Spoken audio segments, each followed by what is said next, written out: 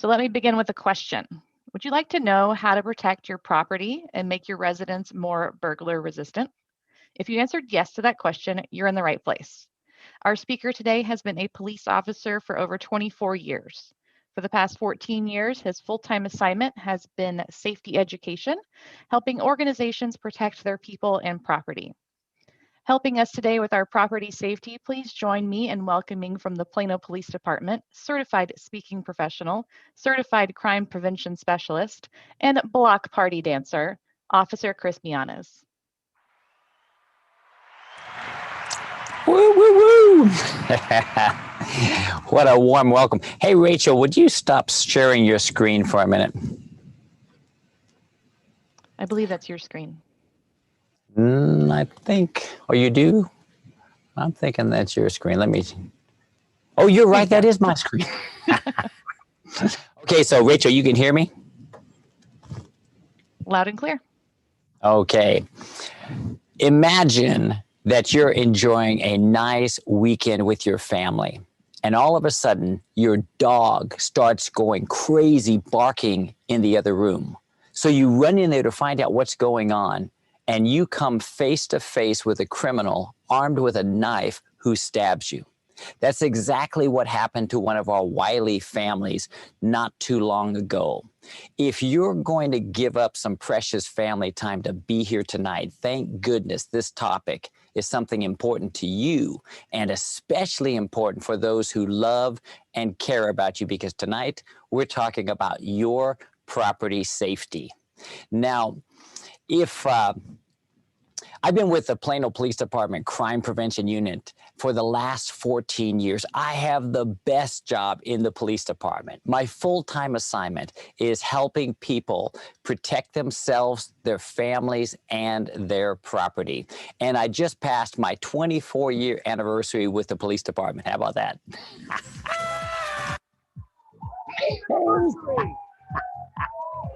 I knew this would be fun with the library. In fact, I would like to give a big shout out thank you to the Plano Public Library for hosting this program today.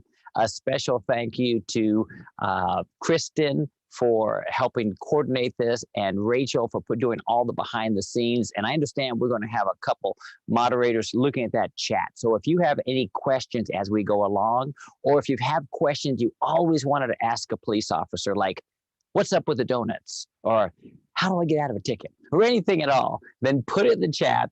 They'll be monitoring that, and throughout the program, we're going to stop.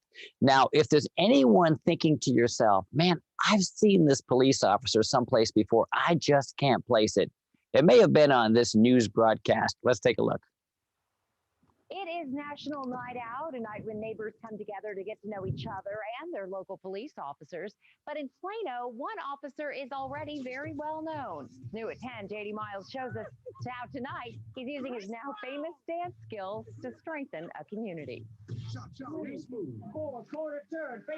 He brought his now famous dance moves to this evening's National Night Out parties in Plano. Last go round, here we go. Chris Bianez is the Plano police officer whose nifty line dancing was captured on video and seen a whopping 668,000 times on Facebook. Nearly 1 million people have seen that video. What do you think about that? I'm shocked. I'm shocked that it's taken off so much. The 52-year-old is the department's crime prevention officer, who doesn't need a siren to make an impressive entrance. Plano PD is in the house, baby. The 18-year veteran isn't just a good dancer, he's an even better gymnast, as this crime prevention video shows. This really brings the human factor and makes the officer so much more relatable to people. Here we go again. Right, 2, 3, harder than it looks. 4. Bianez makes it look easy. He's having fun, but it's a job he takes seriously. Bianez boogied at 3 of the city's National Night Out parties, and as you can imagine, he was the life of all of them. Live in Plano, JD Miles, CBS 11 News. Oh, great fun. As you can tell, that was pre-COVID. I can't wait till we can get back out there dancing at the block parties. I never get tired of getting out there and sharing information on how to keep you safe. Now, tonight, if I had just one thought I could share on property safety, this would be the message to remember. The best thing you could do to keep your property safe is to remove the opportunity. Ooh, let me say it again. Best thing you could do, remove the opportunity. Now, we've got some more time, so we're going to take a deeper dive in property safety. I do have some good news and bad news. The good news is that Plano, Texas has been consistently rated one of the #1 safest cities in America for a city our size. The bad news is we still have crime. In fact, in 2020, we had over almost 300 residential burglaries and more than 300 non-residential burglaries. We had motor vehicle thefts, over 440, and we had these larcenies, about 3,600. And that includes all different types of thefts, including burglary of motor vehicles, and that's always a high number for us. We have 1,199 in 2020. And for the past 14 years, I've been talking to the importance about what you can do to make your vehicle more burglar resistant. And somehow people are still losing laptops and firearms and their wallets and purses in vehicles. And so in a desperate attempt, I recently released another video on a simple thing you could do to reduce the chance your vehicle would be stolen in a safety minute video. Let's take a look.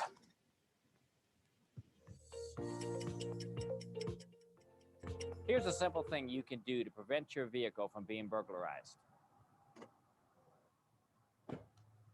Thanks for watching.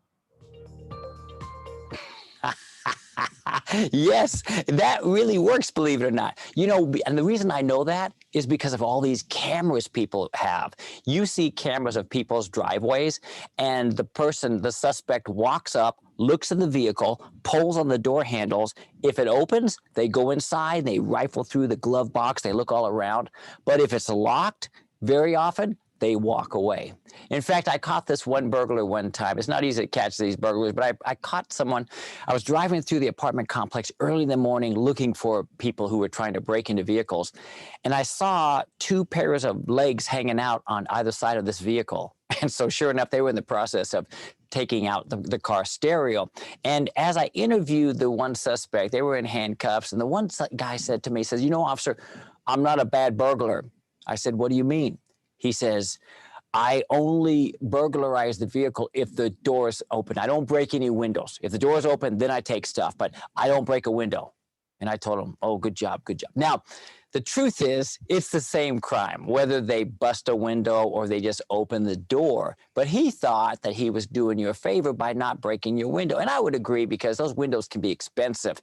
But there are some burglars who just pull on the door handle. So if it's locked, they move on. You've probably seen the signs all around town. Take lock and hide. Take your keys. Lock your car. Hide your valuables. And hiding your valuables is really a good idea. But what's even better is remove the valuables. Remember, if it's valuable to you, it's valuable to someone else. So get those things out. And one thing I think you should definitely remove is if you've got one of these overhead garage doors clipped to your visor, oh, you definitely want to get that out, because criminals, they go window shopping. And when they see that, oh, they'll get in that vehicle, because that little clicker opens the largest door in your house. And you know, it's amazing that most people, they do not lock the door that's from the garage that leads into the house. And now that person, not only have you put your property at risk, you have placed your family at risk, anyone who might be home, if you leave that garage door in that vehicle. So make sure you remove it, or at minimum hide it. But again, the best practice is to remove it. Now, let's talk about these purses, ladies. They have a cruise of criminals who specialize in women's purses. They know that if a woman leaves that vehicle and is not carrying a purse, there's a good chance that purse is hidden inside. And don't think that they're not clever enough to look under the seat or even in your trunk. And there are people who are just looking for an opportunity. Like, ladies will pull up and maybe run their child into the daycare real quick, and they come out 30 seconds later shattered window, and their purse is gone. In fact, you can't even leave your purse in an unlocked vehicle when you're standing right next to the vehicle at the gas pumps. They call those types of crimes sliders. And here's a news report on what's happening with those. It happens in an instant. Watch as this man snatches a purse in a matter of seconds. Police call them sliders for the way these gas station thieves cagily slide between the top of your door, lying in wait for just the right moment to pounce and run off with your valuables. And this morning, police say these types of crimes are on the rise. Watch what happens at this Texas gas station. This car pulls up next to a woman who's pumping gas. She is oblivious to the man next to her. He brazenly slides right into her car, grabbing her purse and running off before she can even blink. She chases after him, but to no avail.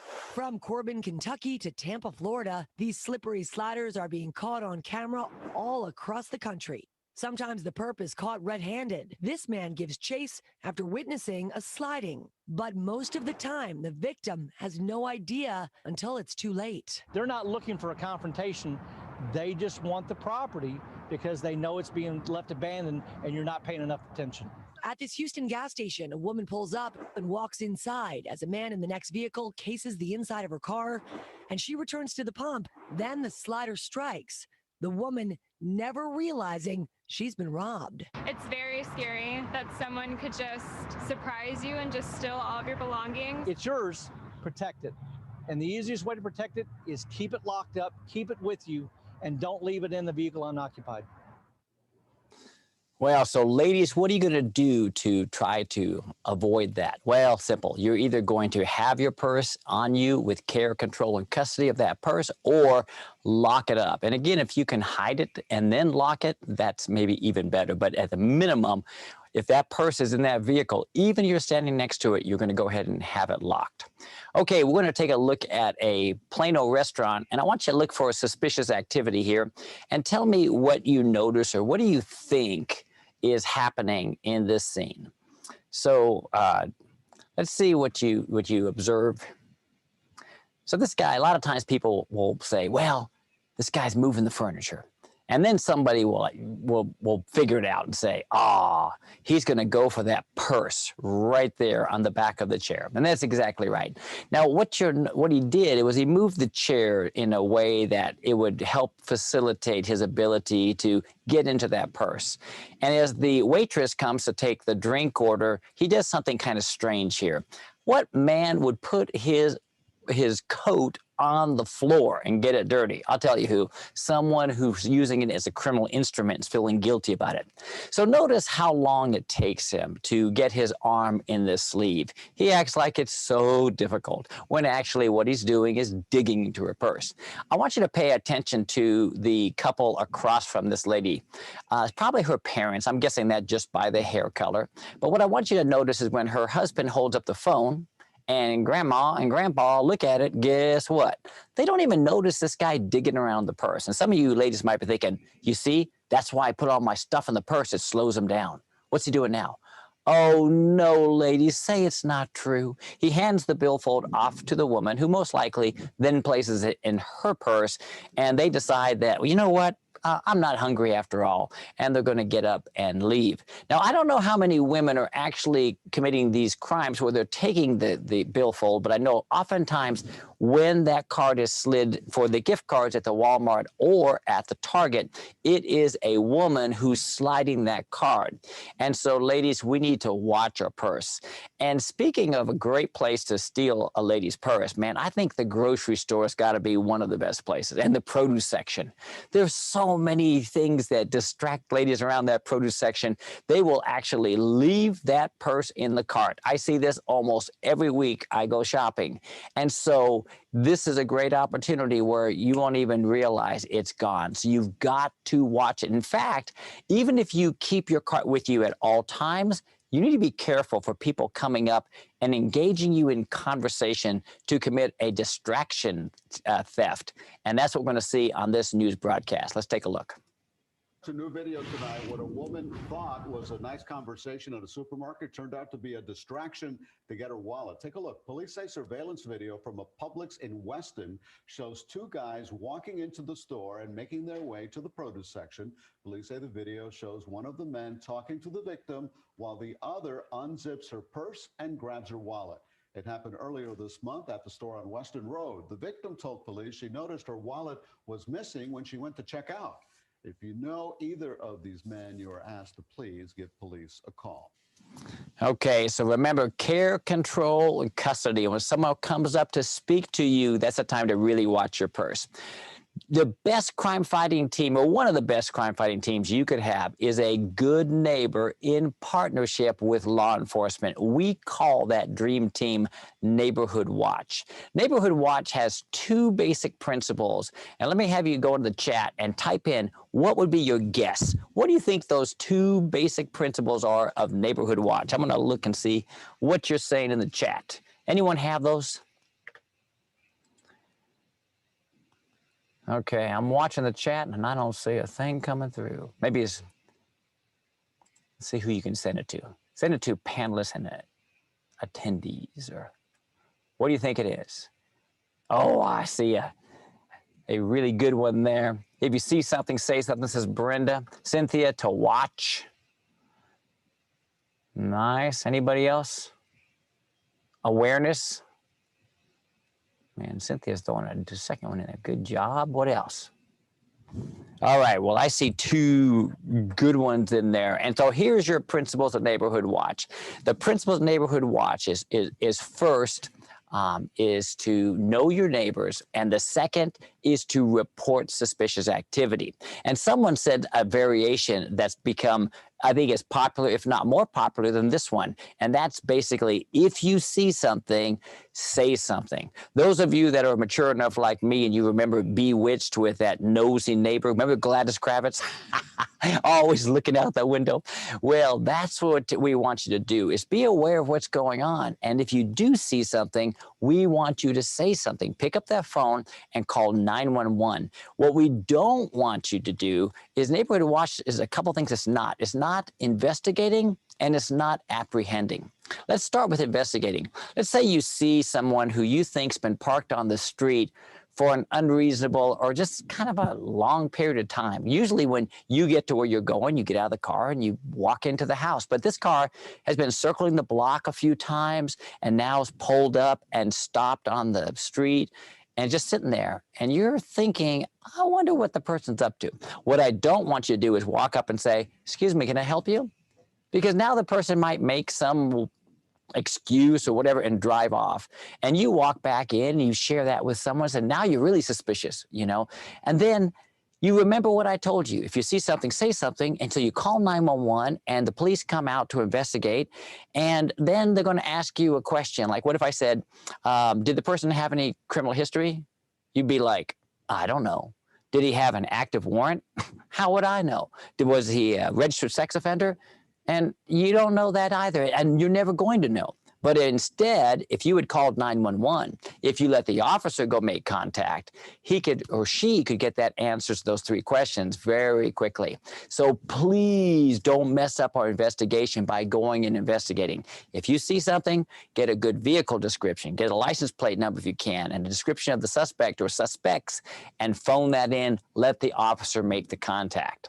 The other thing that's even more important is if you look out and you see someone breaking into your vehicle or taking your wheels off your vehicle, the last thing I want you to do is to run out and try to capture that suspect.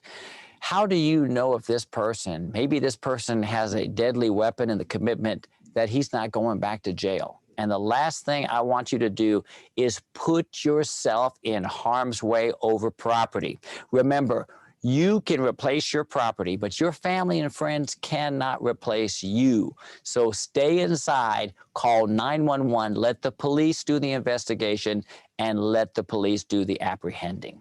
Okay, I didn't see any questions in the chat. If you have any questions, type it in real quick. If not, we're going to move on to some other things about how to make your house more burglar resistant.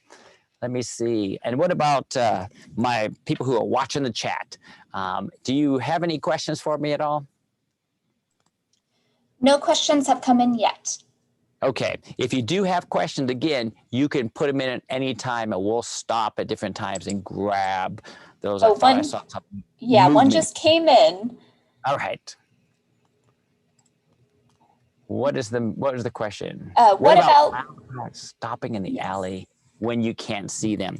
Well, it might be. It just depends. And there is a noise ordinance, city ordinance about how loud things can be, and they measure it by some decibel. So I don't know, but if you got some type of disturbance, another thing you can do is if you call 911. A lot of times people really don't want to call 911 because they don't want the neighbor who's having the party next door or that loud car to know they called, because maybe they fear some kind of retribution, or they just don't want to have problems with their neighbors or the neighborhood.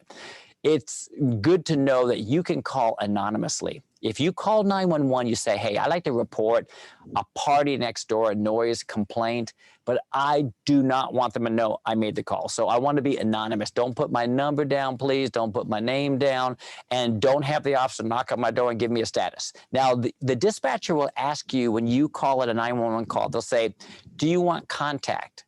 And what that means is after the officers finish the call, they will give you kind of a courtesy update. They may not tell you a lot of details, but they might say, hey, we made contact and the person ended up having warrants and we made an arrest. So they may not tell you everything, but they'll kind of give you some kind of update of what happened. If you say, yes, I want contact, you could ask, give me contact by phone. Please don't knock on my door. Or otherwise, they might knock on your door or they might call you. But that's what it means when they ask, do you want contact? If you don't want contact, you can say, no, I don't need contact, and I want to remain anonymous. Any other questions for me at this point? We had a couple of comments come in. Let's see. Elizabeth said it could be a concern about vehicle safety of cars in the driveway or parked on the street. And Thea had a comment about it's 1 a.m. and a neighbor thinks she hears gunshots soon after. That could be alarming.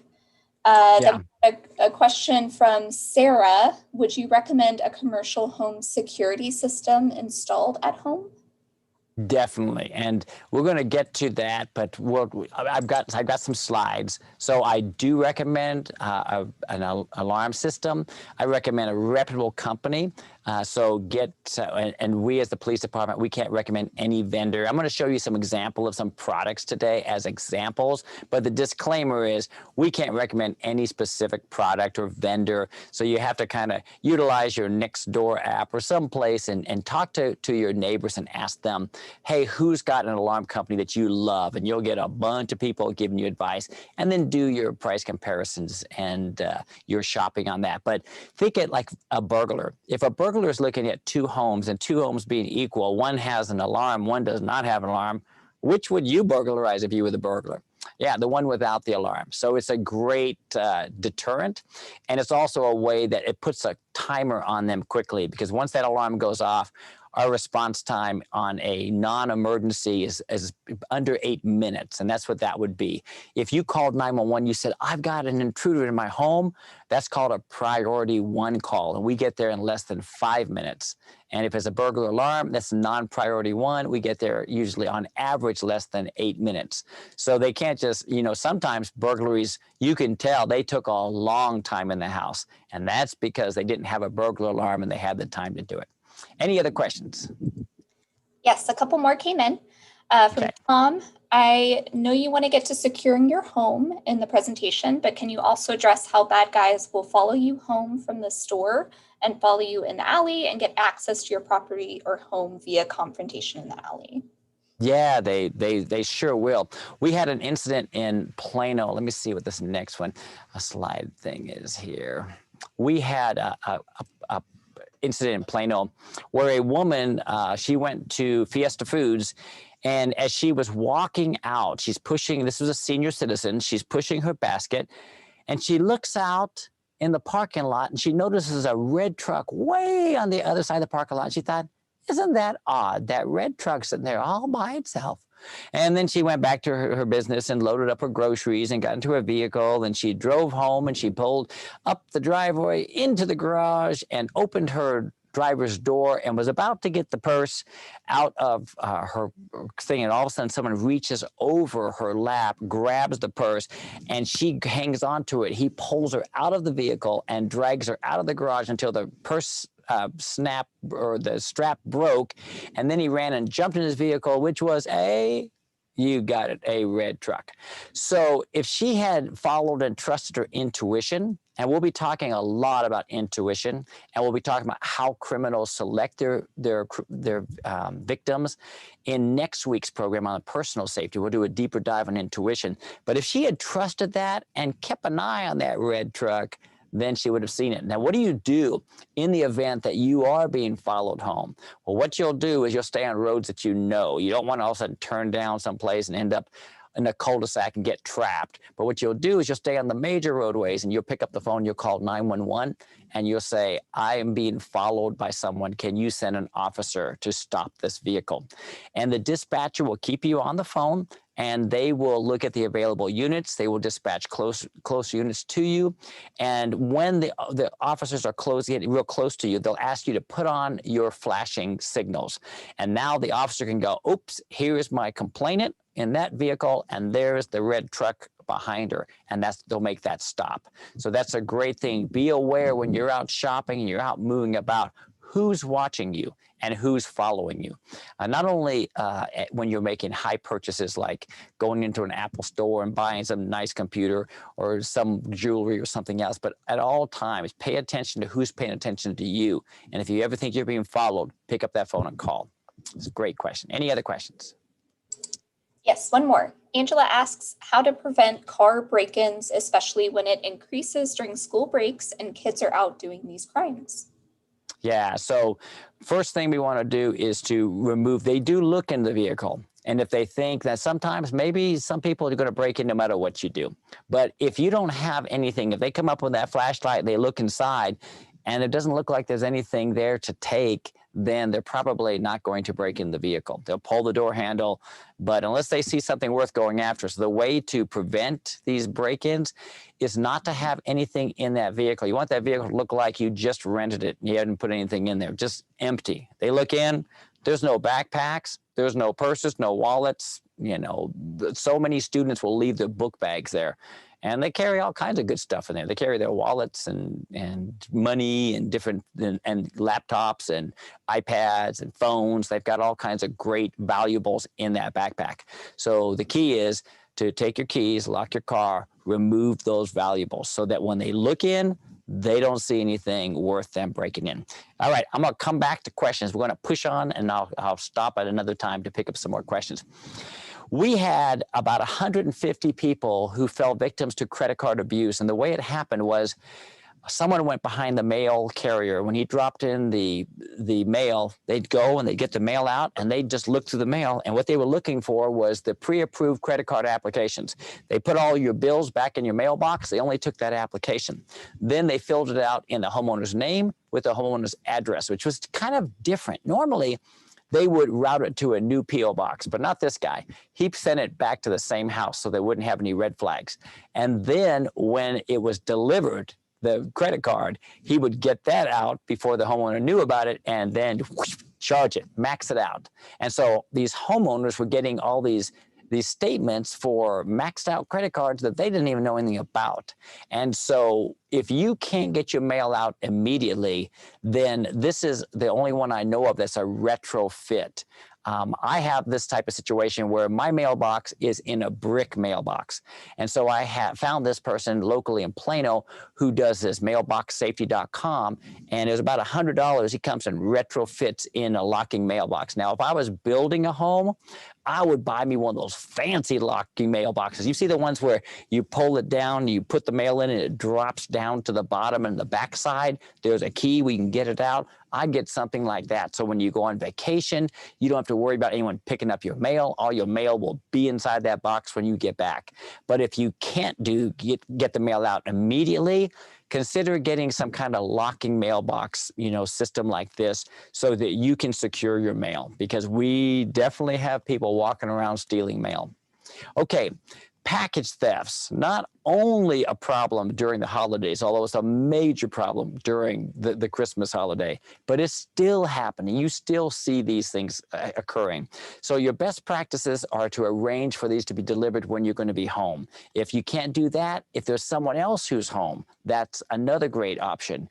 And if you're buying on Amazon, I found out they've got these Amazon lockers all over the place. So when I had something valuable being sent to me, I did not, I have this microphone, that I use sometimes, and it's a big microphone. I'm gonna see if I can swing this thing in front of the camera here. That's a big, expensive microphone. Well, guess what? I didn't want that to be sitting on my porch. So I utilized one of these Amazon lockers so that I could make sure nothing happened to that en route. And if you use one of these other delivery systems, then they have systems as well that you can actually go into the store and pick up your property right from there. I've utilized those as well. So think about this in terms of, if it's something you don't really care about, it's not that expensive, if it gets lost, you're not going to worry about it, fine. But for things that you care about, then see if you can have someone there to take custody, or one of these other arrangements to keep those packages safe. All right, residential burglaries. Well, I do have something to tell you. We can't make your house burglar proof. Whatever somebody can build, they can tear down or tear through. And so, but there are three things we can do that's helpful. We can make it more difficult, we can make it more time consuming, and we can make it noisier. And those things will help. And we can start with the very, very basics, which is locking your doors and windows. You remember the story I started with about the family from Wiley, Texas, and that guy who got in? Well, turns out that the guy got in from an unlocked door. And I bet you that family keeps it locked now. Here's the news story from that event. To explain. Yeah, and this all happened just after midnight Friday when the family dog Marley alerted the sleeping family to a threat in their home. Well, Taylor Newsom turned on a light to find the man with a knife. Marley had the intruder cornered. The man attacked, stabbing Taylor in the arm and slashing Marley. Marley bit the man, and Taylor fought back while Amber was trying to keep the daughters safe. The man ran off but was arrested a short time later. Police identified the man as Tong Pham.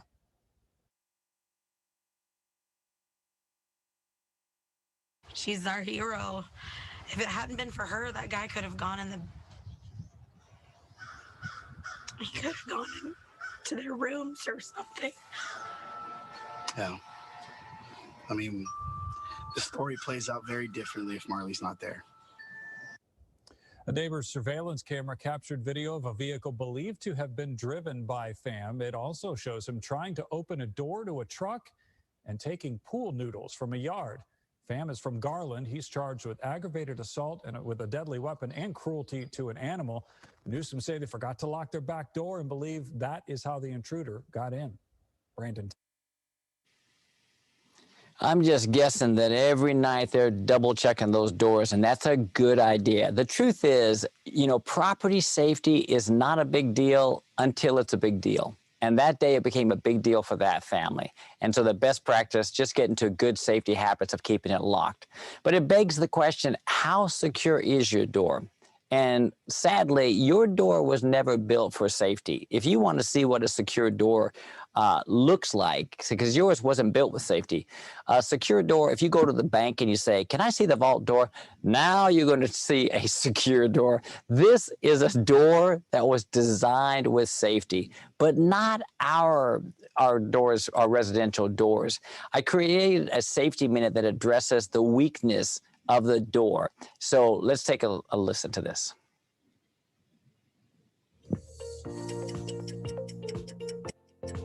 What do you think would happen if someone walked up and kicked your locked door? Well, if your door is like most, it's going to fly open and the intruder could be inside your residence within seconds. That's because your doors were never designed with security in mind. A typical home has two strike plates like these, which are attached to the trim wood with 1/2 inch screws. So naturally, they just rip out of the wood when force is applied. So this is what you have, and this is what you need. This is a double security strike plate, which is made of a tougher metal.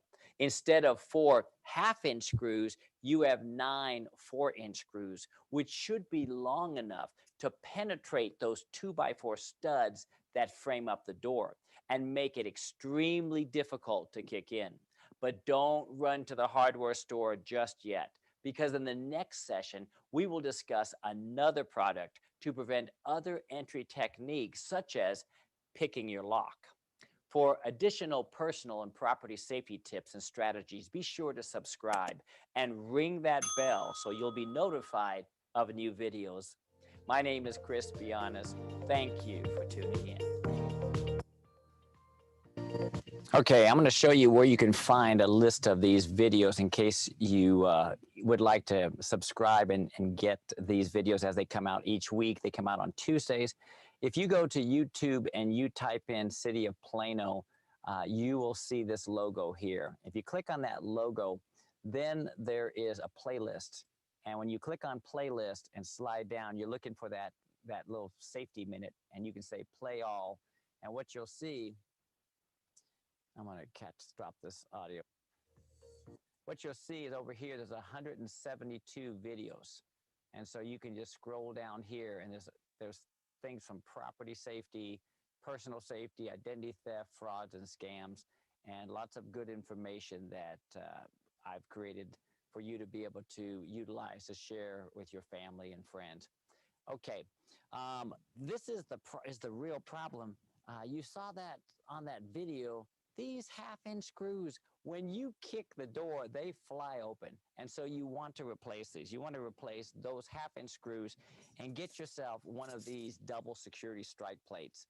You can immediately see the difference in the length and the width of those screws. So you want to replace that. You can get those double security strike plates at Lowe's, Home Depot, any big box stores.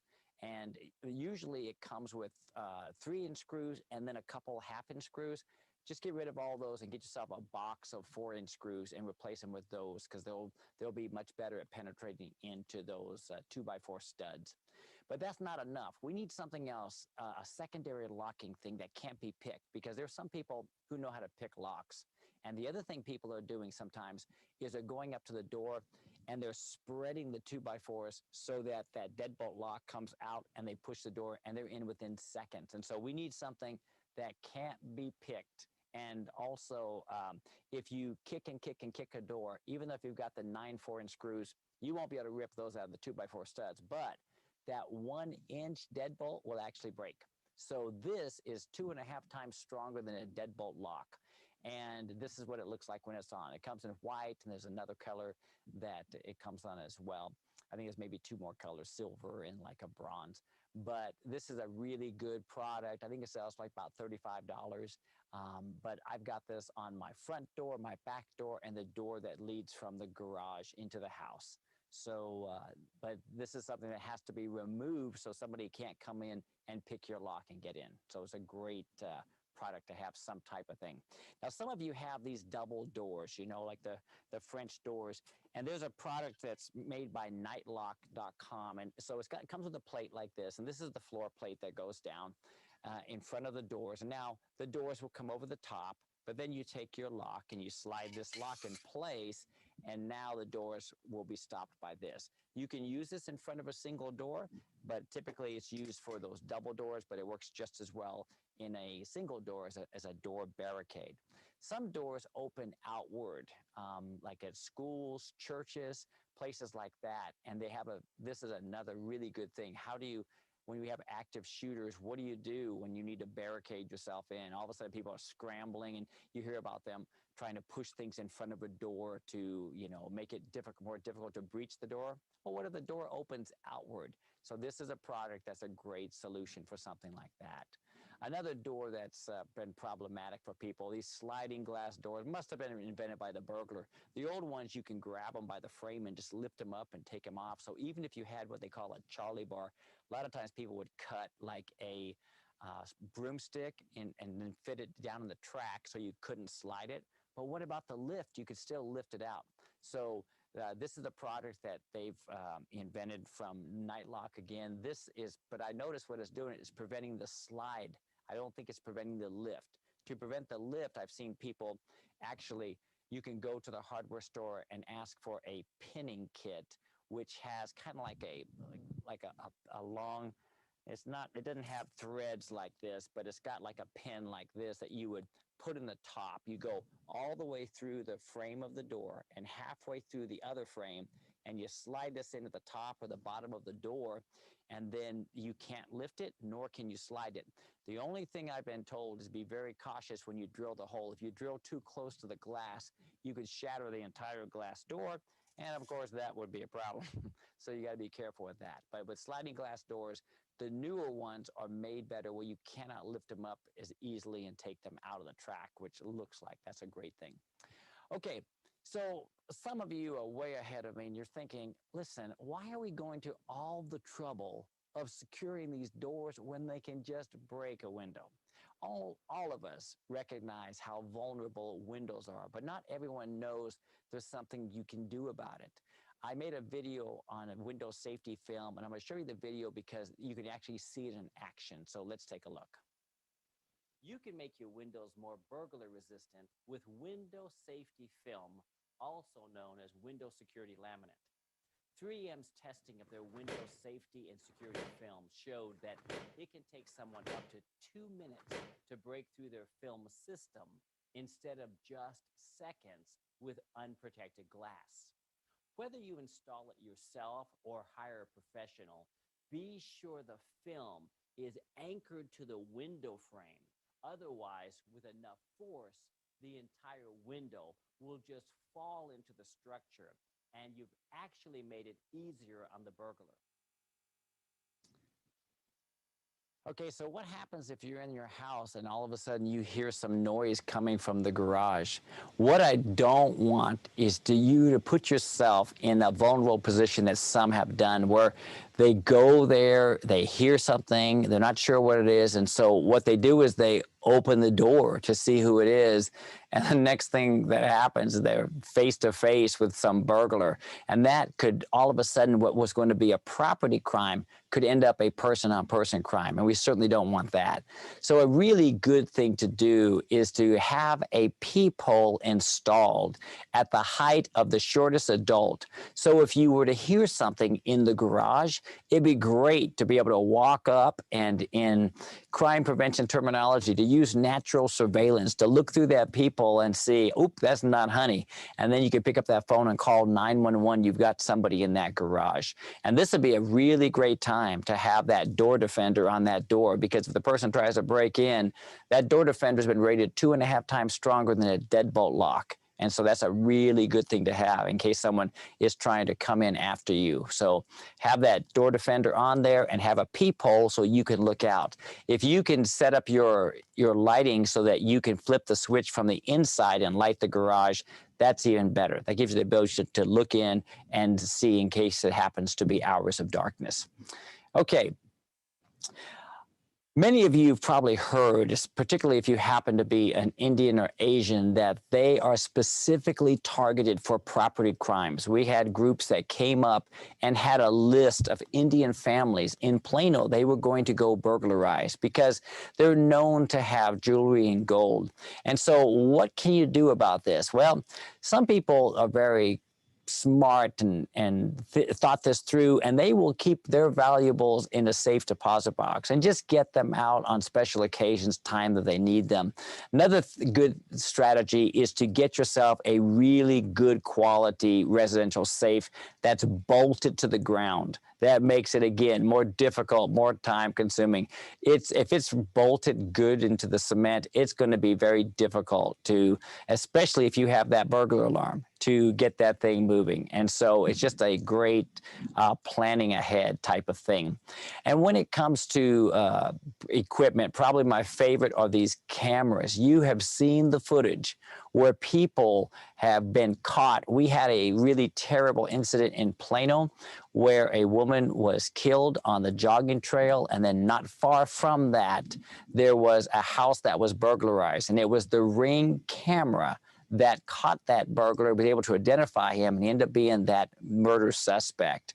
And so that Ring camera footage was just crucial for us to be able to, apprehend that suspect. So I love these video doorbells.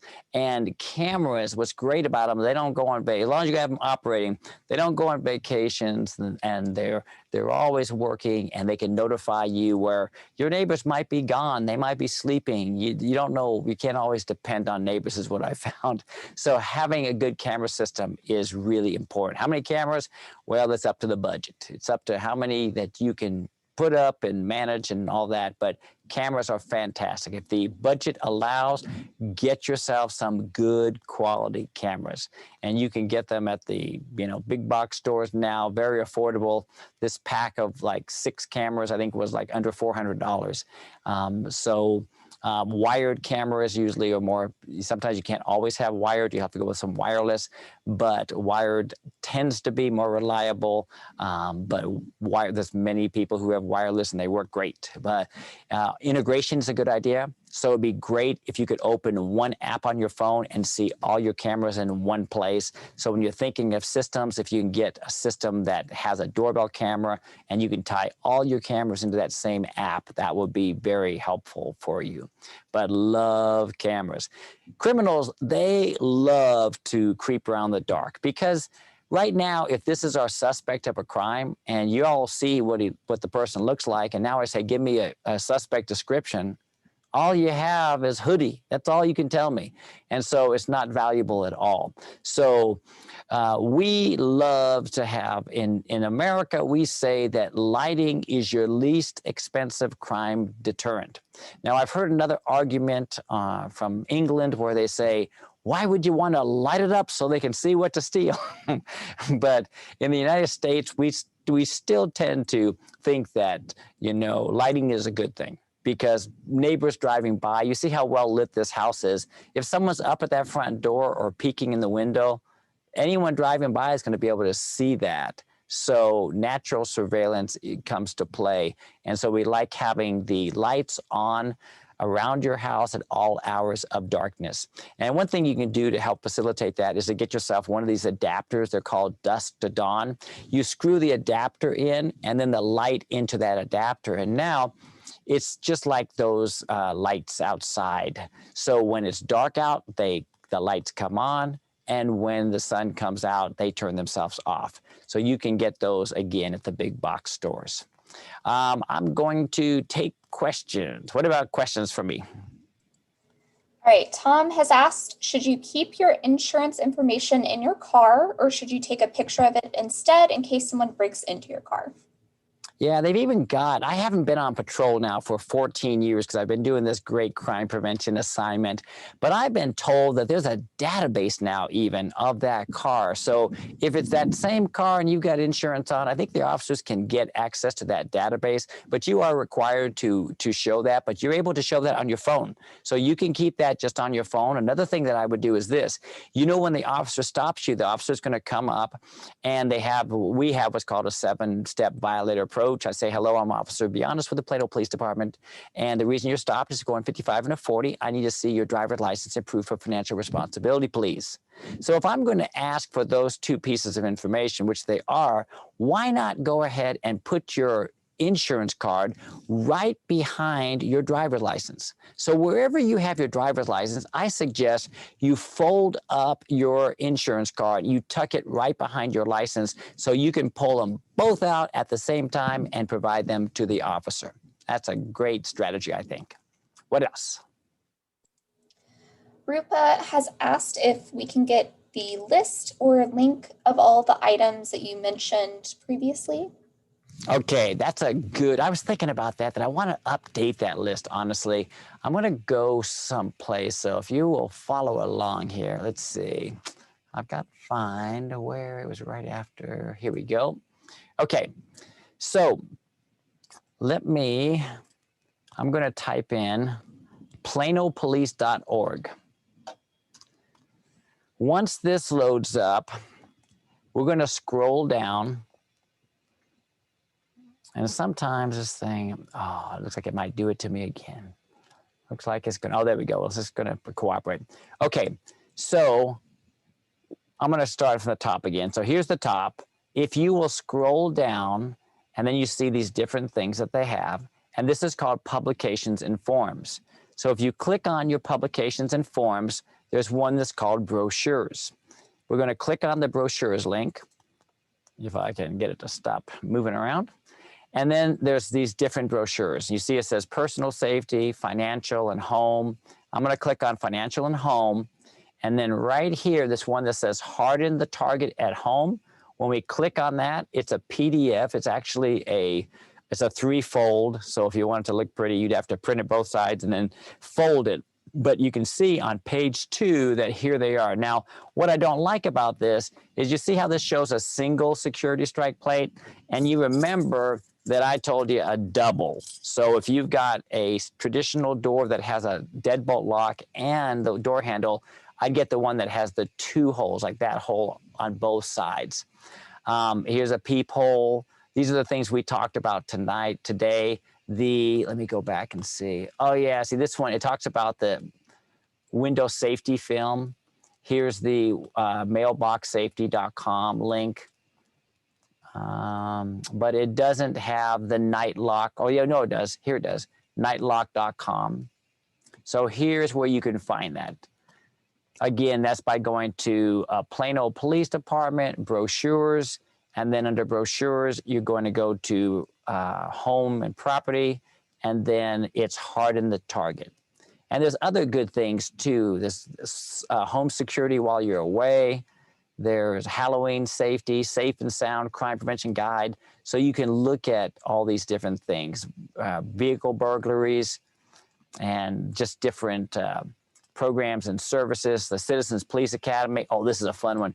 We're going to open this one back up again, the Citizens Police Academy. If you've ever wanted to drive a police car and do shoot, don't shoot scenarios and be fed and it's free, and you get a picture with the chief of police, oh, this is a great program.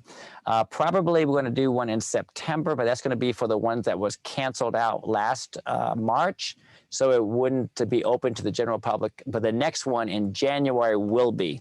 And that's a real fun program. Thursday nights, 7 to 10 p.m. And then, let me see, do we talk about, no, I got to go back up here. Let's see. Okay. I got to, 7 to 10 p.m. and then one Saturday. Saturday is drive day. That's the day I will be out there with the music. So I'm gonna need some helpers to do the Cupid Shuffle, the Cha-Cha Slide. We'll be dancing around while the rest of you are in the squad car racing around the track for time. It is a fun program. Again, 12 weeks, Thursday night, 7 to 10 with one Saturday for a drive day and a really fun experience. Okay, questions? How would you apply for Neighborhood Watch in a new community? Okay, so you can call the Crime Prevention Unit and talk to Virginia at 972-941-2437, or you can call 2431. Let me see if I can throw a phone number up here. Let's see how fast I can move. Okay.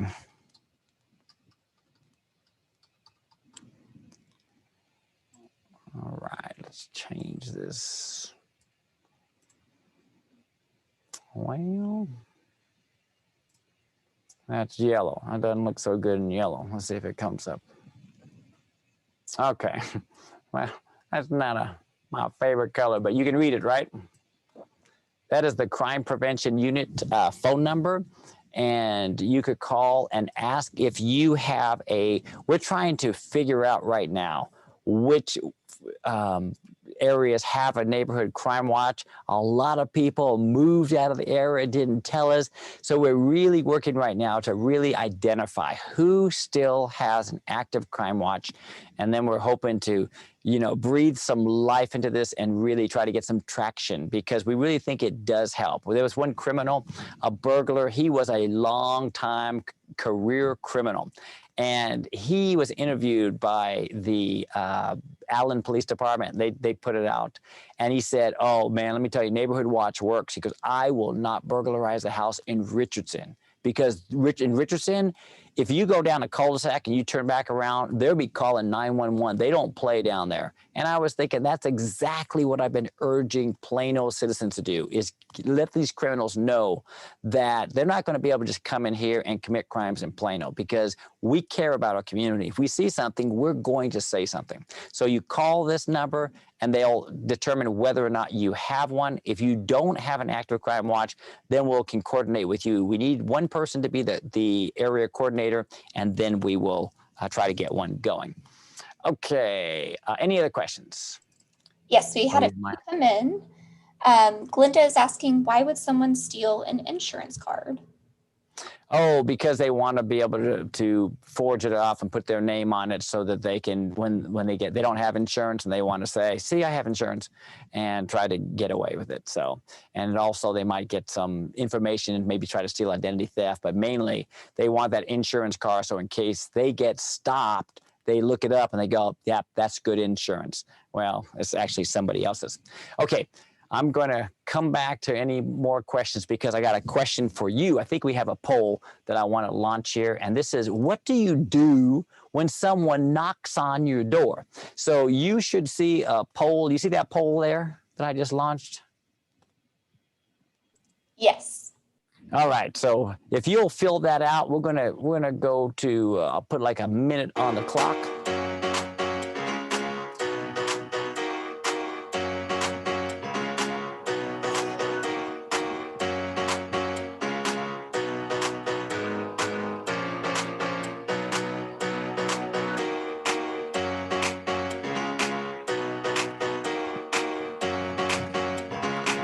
Oh, yes, I'm doing the happy dance here.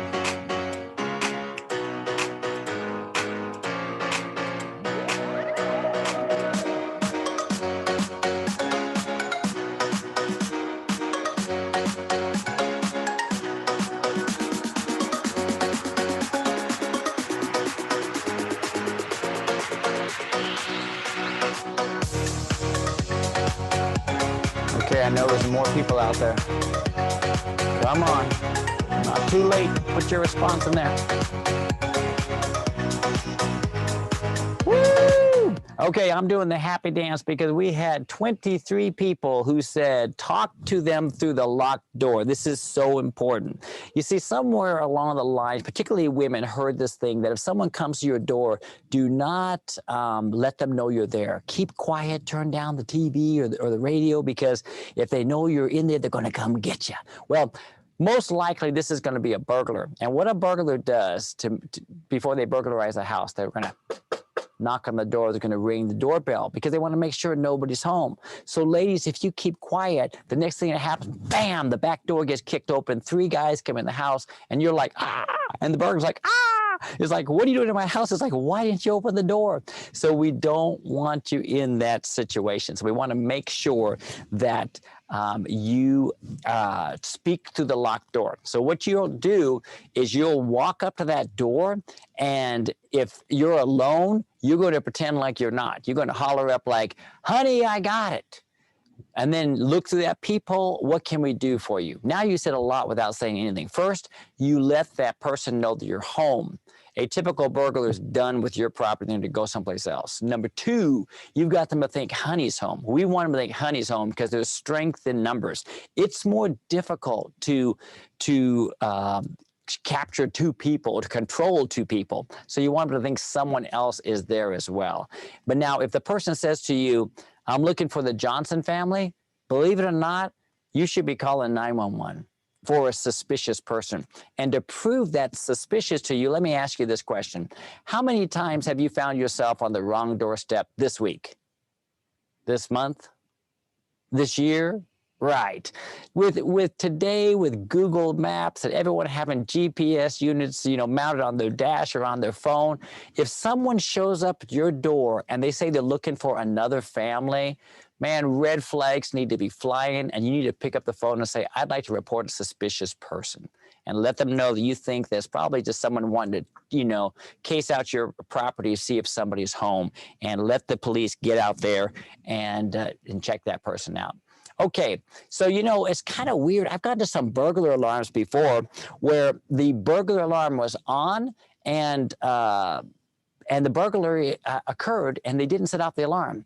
And the way they did that was they broke through the glass window of the back, and they just went through that broken glass area, burglarized it, and went back out. So I say that if you don't have a glass break sensor or a motion sensor, you don't have an alarm. Now, I will tell you that my burglary detectives have told me that having a burglar sign might be as much of a deterrent as the actual alarm. So what you could do is look for someone who's got one of these good, burglar alarm systems and say, hey, would you do me a favor? Can you order another, like 2 more signs and a half a dozen window stickers, and whatever they charge you, I'll pay you for it. And then go on your front lawn and over in your back gate and put those signs up and put the stickers on there that your premises are armed. I know that Ring, you can actually buy the signs right off of the Ring website. So have those burglar alarms. And again, I would recommend that you have motion sensor or glass break sensor, because if you don't have those, they can simply just break the glass. And also you have to be strategic in where you place these. Let's say you're like a typical family and your valuables, your cash, firearms, and jewelry is in the master bedroom or the master bedroom closet. If that's the case, I have a dedicated glass break sensor or motion sensor in that master bedroom bath area, because otherwise, you know what they do? If you have it just in the hallway that leads down to the master bedroom, well, these burglars break the master bath window. They go in there and they burglarize the master bedroom, back out the same window, and the alarm never goes off. So place these systems in a strategic place where you want those things protected, so you'll know if that security has been breached. Okay, let me see if this thing will move on and see what questions you have for me. Okay. I can see that we're almost at our time, so I'm going to take your questions and I'm going to end with it, tell you what's coming up, and then a quick story, and we'll wrap it up. All right. Edward has 2 questions for you. Should you let your neighbors know when you go out of town to keep an eye on your house? And if I have a small dog, a Chihuahua, for example, is it still worth having a beware of dog sign as a deterrent? Sure.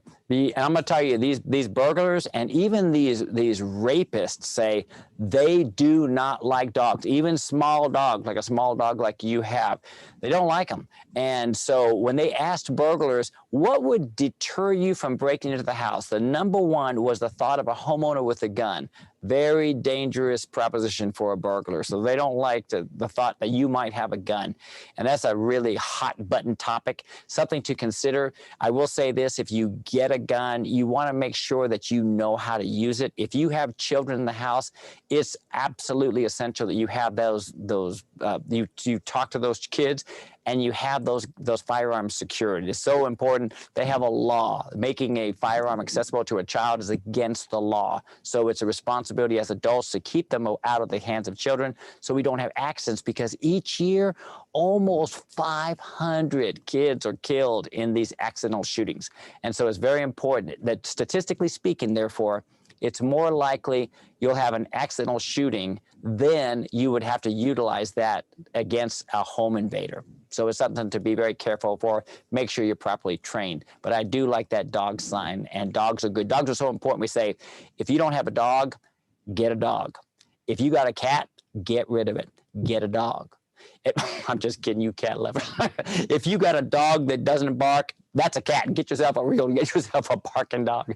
But dogs are good. Okay, questions.